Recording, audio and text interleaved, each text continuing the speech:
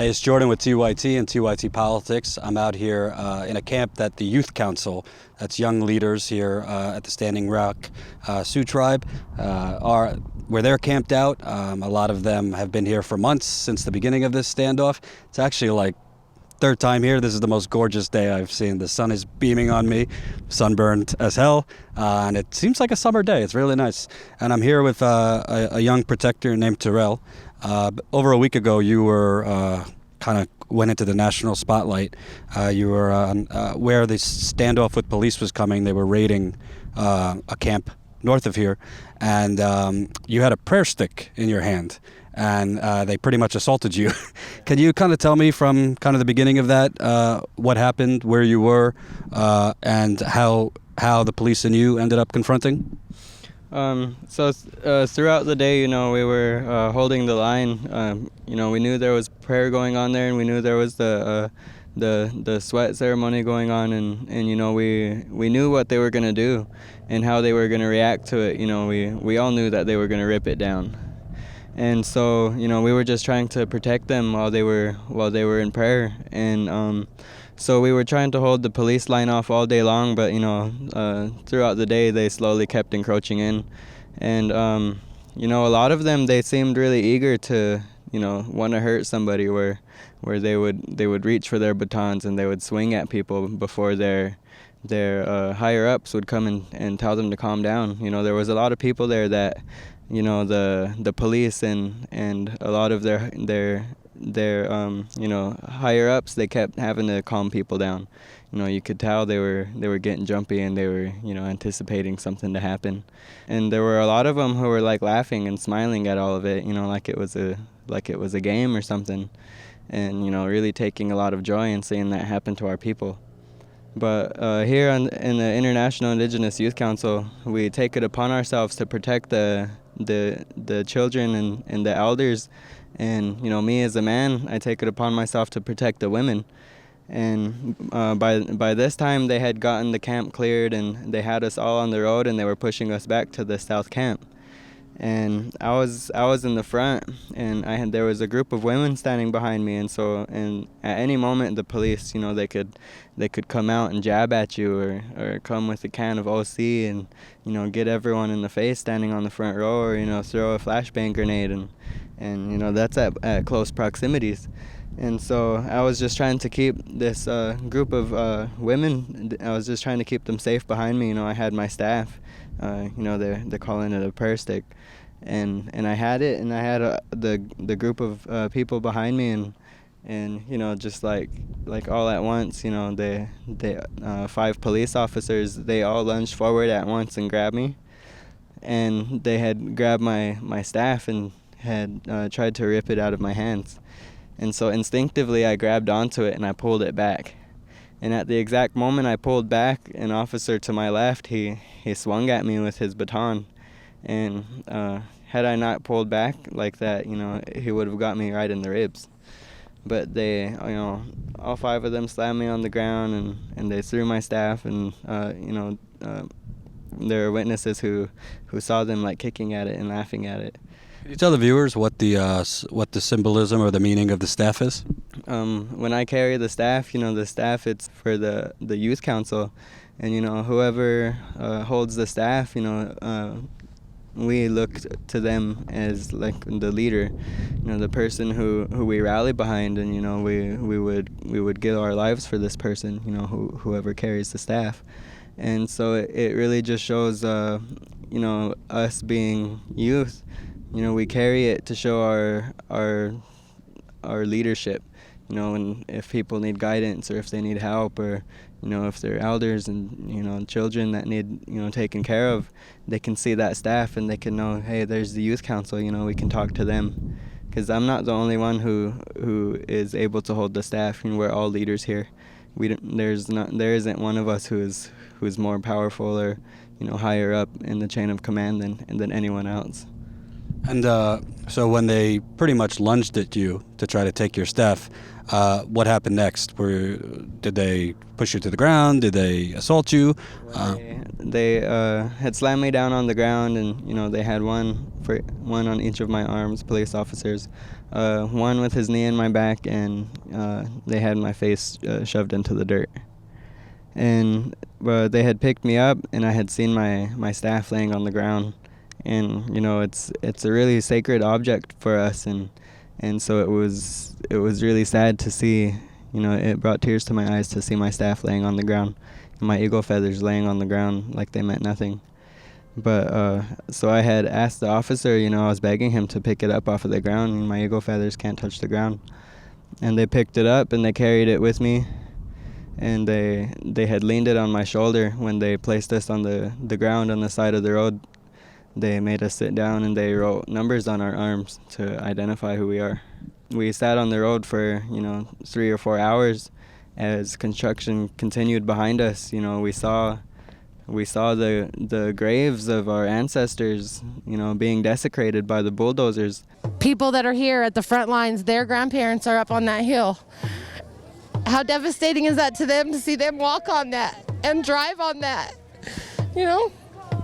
If that was your grandfather up there and someone was driving their car over them or walking over them, I'd be up there too in that. And I kept telling the police officers, and I kept telling the DAPL workers, you're standing on someone's grandma. That's somebody's relative laying underneath that bulldozer over there. And a lot of the DAPL workers thought it was funny. They were taking pictures of us, they were laughing, they were recording videos, taking selfies with the teepees, stuff like that. They were taking selfies in front of teepees? Yes, I had witnessed that. This kind of sounds like, a high school locker room. Obviously, we know about the human rights violations, but do they even get what it is you guys are fighting for, or they just don't care? There are some police officers who they do feel for what we're doing here, and they do understand where we're coming from, but that's their job. That's that it feeds their family, and we can't ask them to simply disregard their families and what they've worked for simply because they don't agree. And there are some who are on our side, and at the action where I was arrested, there were a few instances where we tell them all the time, we welcome you, you can come stand with us, come to our side and stand with us. And there was this woman, and you could tell she was hurt by all of this. And there was a group of women, and they were telling her, come on, sister, come to our side, you don't have to stand for this and stuff like that. And she just started crying, and it was to a point where 2 officers had to come and relieve her, and she was replaced with another officer. But these people, these police officers and these National Guardsmen, they're just doing their jobs, and they have families too. And we pray for everyone, even the people who don't agree with us. We still pray that their children have clean water, and that their elders and their families have access to healthy food and clean water, just the same that we pray for ourselves. And what is it they are charging you with? I got 2 misdemeanors, engaging in a riot and maintaining a public nuisance.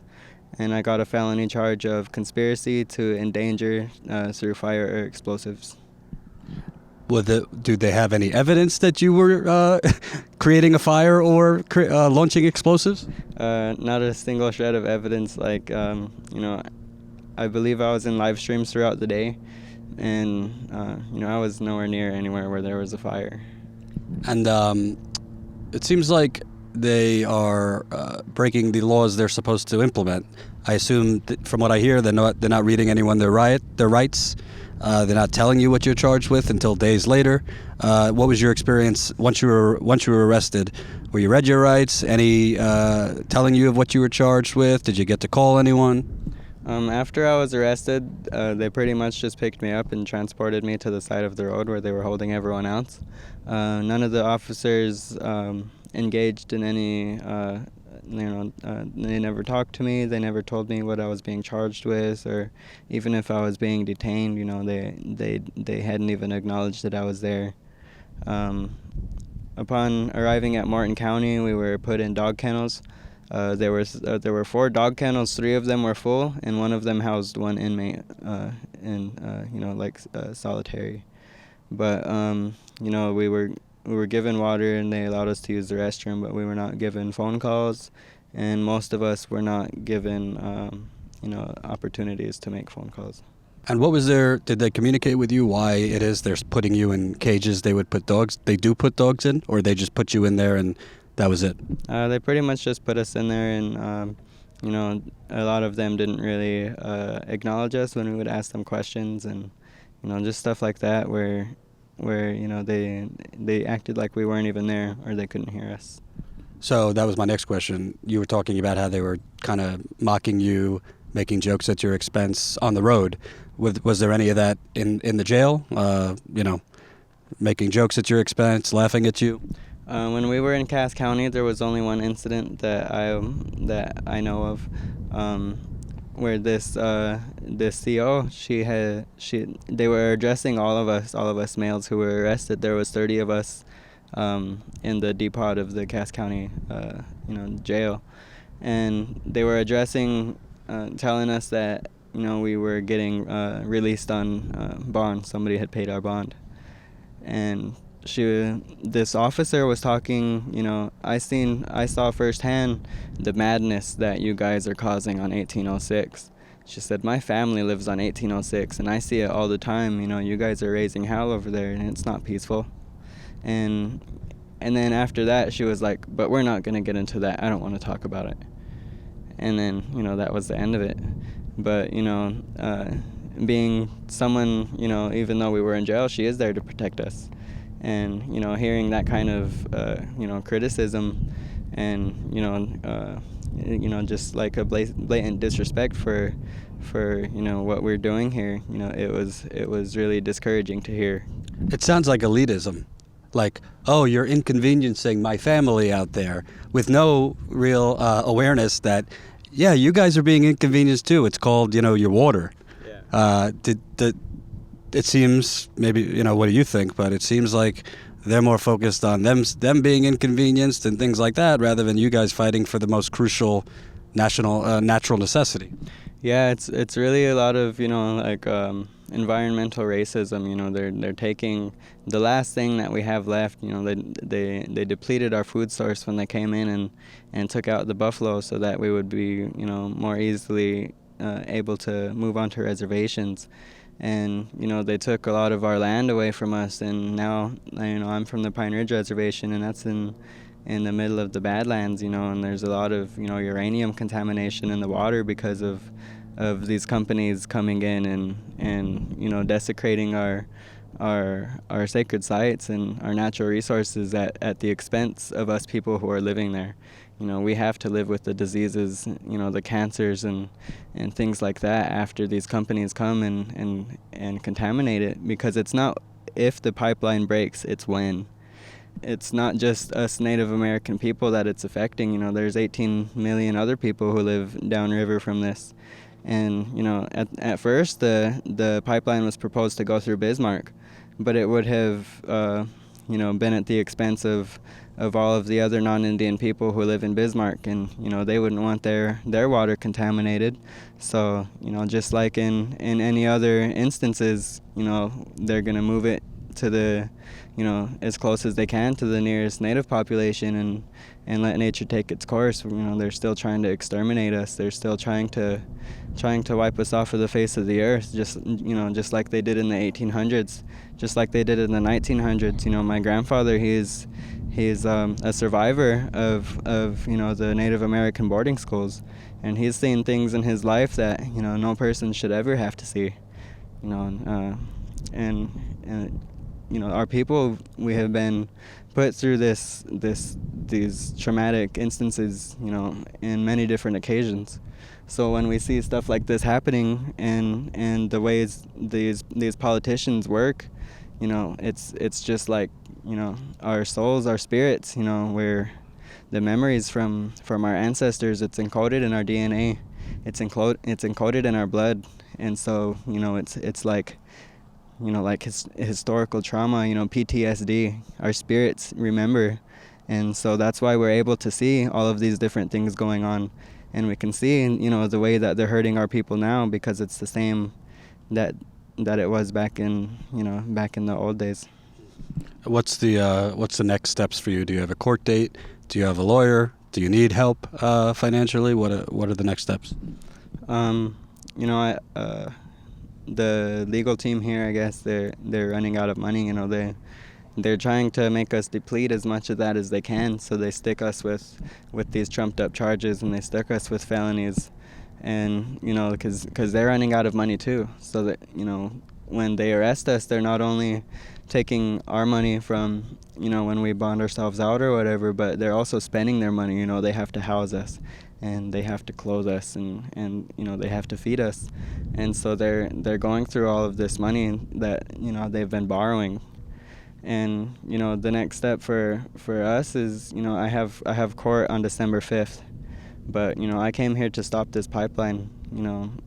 They say they're gonna reroute it, but in the end result I'm really looking forward to seeing is shutting down the Bakken oil field, shutting down all of these different pipelines, going totally green. We don't have to be dependent on oil.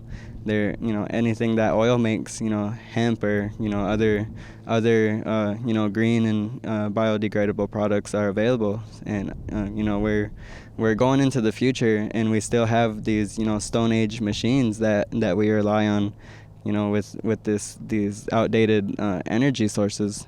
And we could really make a difference and follow the leads of other countries, and making this planet a better place for us, not only us who live here now, but for the next 7 generations to come.